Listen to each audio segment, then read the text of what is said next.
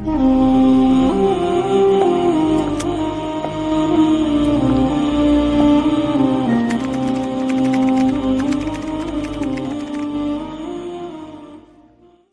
الرحمن الرحيم. اللهم صل وسلم وبارك على سيدنا محمد. اعزائي جميع متابعين قناتكم ارانب الخير في كل بيت، احنا معاكم ان شاء الله النهارده في فيديو جديد جميل. تابعوني النهايه زي ما عودتكم في كل الفيديوهات، بنقدم لكم المعلومه بطريقه سهله وبسيطه تبقى سهله معانا جميعا علشان نشتغل في تربيه الارانب بسهوله ويسر. ان شاء الله النهارده الفيديو هيتكلم عن طبعا زي ما قلت لكم، انتوا بتبعتوا حضراتكم في التعليقات حاجات بتسالوا عنها، فانا باخد من بعض التعليقات دي وبعمل الفيديوهات علشان الاسئله لما بتتكرر بيبقى اغلب الناس محتاج مثلا السؤال ده، فانا بقوم عامله بيه فيديو علشان نستفيد كلنا مع بعض والارانب كلها تبقى بسم الله ما شاء الله. طبعا الذكر ساب المكان بتاعه وطلع بالراحه كده عشان بس ما ينزلش، انا هخليه يجري كده على السلاكه شويه وبعد كده هدخله مكانه تاني علشان ما ينزلش على الارض يتلوث او يتعب معاه. طبعا احنا عندنا فطام، بدأنا ولادات، طبعا الموسم بادئ شديد قوي. لازم ان شاء الله كلنا نعمل حسابنا ان احنا نطلع من الموسم ده خلاص بقى كلنا بنعرف نربي ارانب بسهوله ويسر معانا. ما عندنا ما شاء الله زي ما قلت لكم اهو الامهات كلها بسم الله ما شاء الله هنبدا نفطم منها، والذكوره اللي عندنا زياده رافعينها فوق. طبعا لازم ننظم مكاننا وننظم المزرعه بتاعتنا، والامهات اللي على وش ولاده حطينا لها ولادات بقى وجهزنا كده للولادات ان شاء الله. في النهارده ولدت بس حصلت حاجه، طب الام دي ولدت طب ما نتفتش، طب ايه الحل معاها؟ علشان الارانب الصغيره احنا في البرد طبعا احنا قفلنا كل المكان اهو علشان البرد اهو طبعا، او طبعا لمبه حمراء. شوف مش انا قلت لكم الايام الجايه هنتكلم في التدفئه ازاي ونعمل ايه علشان الارانب كلها تبقى متدفيه وكويسه، والخلفات الصغيره لما الام تولد تبقى متدفيه. حتى الفطام نص العوامل، يعني اهم عامل تاني عامل من العوامل اللي نخلي الفطام سنه حلو، حجمه حلو وظهره حلو ويكبر معايا بسرعه، التدفئه. لازم ادفي الفطام كويس، اكله بياكل علف كويس، وبرده خدوا بالكم من الفطام الصغير ده اهو ما يبقاش الاكل قدامه كتير، لازم الاكل قدامه يبقى بحساب ازاي؟ لازم يبقى كميات قليله على مره او مرتين في اليوم، علشان ممكن يتبول عليه يبوظه، وممكن ياكل زياده عن اللازم يعمل له انتفاخ. مش هو العلف مثلا وحش ولا حاجه، لا كتر الاكل. هو ارنب طفس بياكل كتير فبيتعب، فالارنب ده كان بيرضع يعني من يوم او من 2 بس كان بيرضع مع الاكل، فمش مش مأثر معاه في اي حاجه العلف، لان اللبن بتاع الام مضاد حيوي طبيعي ليه، بيحميه من اي تعب من اي مرض من اي حاجه هتتعبه. الاكل والميه ضروري اساسي عند الارانب، بس بكميات قليله، بالذات في السن ده الصغير ده الفطام ده معانا لازم يبقى بكميات قليله. ليه؟ اولا عشان ما ياكلش كتير يتعب، ثانيا بتبول على الاكل يبهدل. شايفين الاكل قدامه ناشف اهو في المكالف بتاعته، هو واقف ما قاعد ياكل ده طول الليل بقى، سايبه له النور، ممكن نطفي النور ساعتين في الليل، يعني حاجات كده كتير هنتكلم عنها، كل حاجه في وقتها باذن الله هنتكلم عنها. بس احنا اهو زي ما قلت لكم النهارده التدفئه لازم المكان يبقى كويس ومقفول كويس واللمبه الحمراء. طيب احنا النهارده الام دي تعالوا كده مع بعض بسم الله ما شاء الله، الام دي ولدت وكانش ناتفه. طب انا اعمل ايه؟ ده انا لولا ان انا عندي شويه قش، كانت الخلفات دي ماتت مني من امبارح. طيب لازم الام لو ما نتفتش لازم حاجه بسيطه قوي، باخد الام بالراحه كده وبهديها واحطها فوق السلاكه وابدا انتف من جوانب رجليها كده، من عند اللوراك بتاعتها، من عند الحلمات، من كده يعني من الاماكن دي، علشان اولا تعرف ان الخلفات ترضع والام في نفس الوقت تكون مدفيه الخلفات. طيب هي الام دي الشعر فيه والام والده بتبقى الشعر سهل وبسيط. تعالوا كده اما نمسكها بالراحه وشوف هنعمل مع بعض ازاي. انا عودتكم ان احنا نعمل الحاجه قدامكم، ما ينفعش ان انا اقعد اعمل الحاجه واقول لكم ده انا عملت كذا، لا انا بعمل لكم قدامكم، ممكن ابقى بصور لوحدي فبعمل الحاجه بقفل الفيديو بس واوريكم الحاجه عمل اهو من هنا كده من حوالين الحلمات. تعالوا كده هقول لكم اهو بالراحه بس اما اقلبها، شايفين هي عشان ما نتفتش من حوالين الحلمات مش باينه طب الخلفات هترضع ازاي؟ احنا نمسكها بالراحه كده وننتف من حوالين الحلمات شويه صغيرين خالص. بصوا كده انا اهو، شوف من حوالين الحلمات اهو بالراحه كده، هوريكم المكان اللي انا اهو.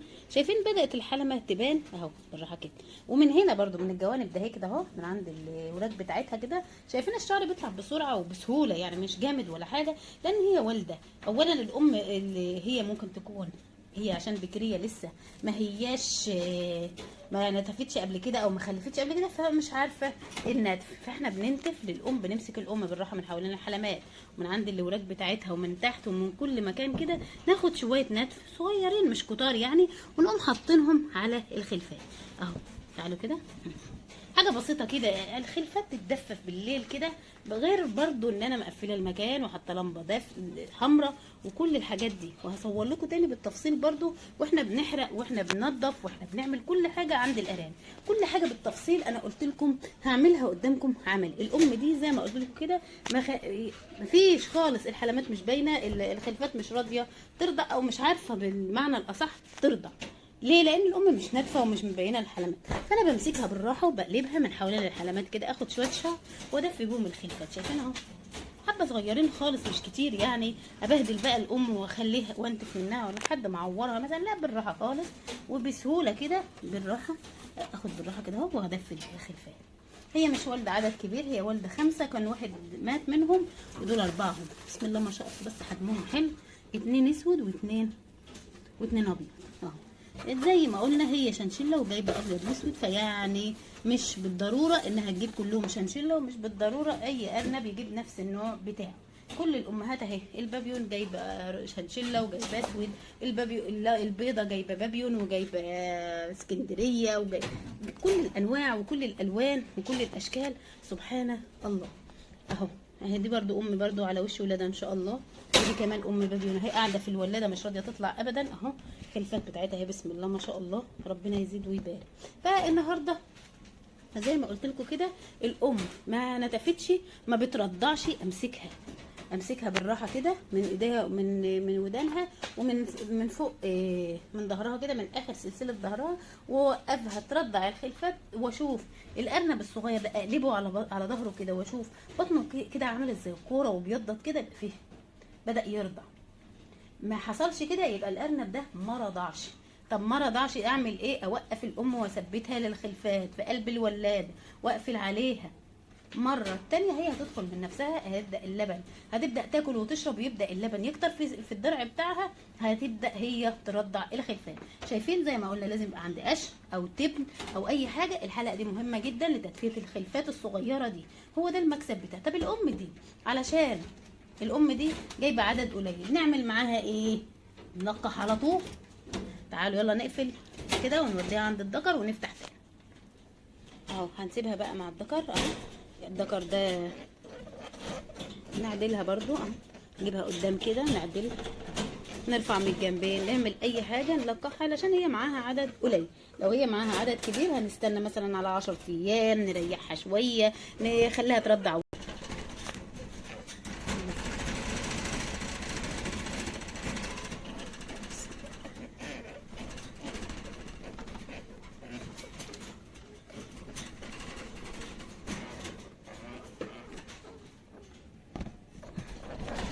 كده هنعدلها برضو للذكر ونسيبها عشان ايه، هي زي ما قلنا معاها عدد قليل، نلقحها في تاني يوم على طول. علشان ممكن الاربعه دول في وقت من الاوقات هنسيبها شويه مع الذكر اما يلقحها. ممكن الخلفات الصغيره احنا بنلقحها على طول. ليه؟ لان احنا عندنا مثلا يعني ده تاني يوم اهو بنلقحها اهو. الذكر بسم الله ما شاء الله لقحها اهو. هنقول ايه دلوقتي؟ الخلفات دول 4 بس. ممكن ان احنا ندي لكل ارنبه من الارانب دول 2 اهم و2 اهم. ممكن ندي كل ارنبه 1 لو هي مسكت عشار بعد 10 ايام بالظبط، وبدانا نشوف ان هي مسكت خلاص. الخلفات دي بعد 20 يوم 25 يوم نسيب الام بقى ترتاح مع العشار التاني وتستعد للولاده الجديده، ونحط دول مع الامهات التاني.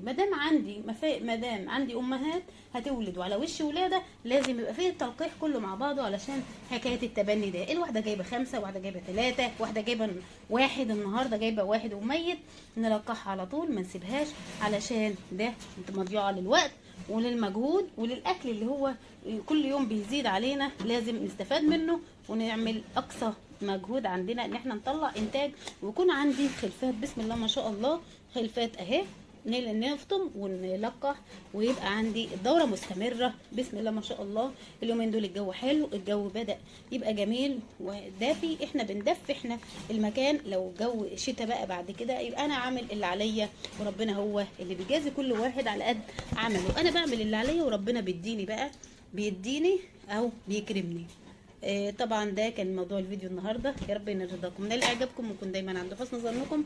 انا هلقحها في وقت تاني تكون هي مستعده فيه للتلقيح، هشيلها بقى ان هي مش قادره ترفع ابدا، فان شاء الله هنلقحها تاني مع بعض. برضو انا اديتها تلقيح الصبح كده، بس كنت عايزه اديها كمان واحده، فان شاء الله باذن الله هنسيبها مع الخلفات دي. وزي ما قلنا الام لو عملت كده لازم الخطوات من اول الفيديو نعملها مع بعض علشان الخلفات ترضع وتبقى كويسه ونستفيد بلبن الام مع بعض. تعالوا يلا ندخلها للخلفات اهو، بسم الله ما شاء الله، ربنا يزيد ويبارك. اهو اسيبها مع الخلفات 10 دقايق وبعد كده اطلعها تاكل وتشرب. ولازم اتاكد من نبل الميه بتاع الامهات بالذات العشار واللي بيرضعوا، علشان الميه مهمه جدا جدا جدا له. ده كان موضوع الفيديو النهارده، ربنا يرضاكم نال اعجابكم، كن دايما عند حسن ظنكم. استنونا ان شاء الله فيديوهات جايه كتير، هنعمل معاكم ان شاء الله الفيديو الجاي باذن الله. ربنا يسهل كده، ممكن اصوره لكم بكره وانزله لكم على طول الفيديو الحرق والرش والتطهير باذن الله مع بعض. لازم في الشتاء برضو لازم حرق ورش وتطهير علشان نبعد تماما عن موضوع الجرب وعن مشاكل الجرب. يا رب كده اكون عند حسن ظنكم، يكون الفيديو النهارده ينال رضاكم ونال اعجابكم. اي اخت من الاخوات الفاضلات تحب تتواصل معانا على تليجرام ارانب الخيل السيدات على رقم الشيخ سامر 01062815093. اي حد يحب يحجز سلالات بطاريات اعلاف ادويه على رقم الحجز 010-646-19771. تحت امركم ان شاء الله في اي حاجه تطلبوها مننا. والسلام عليكم ورحمه الله وبركاته.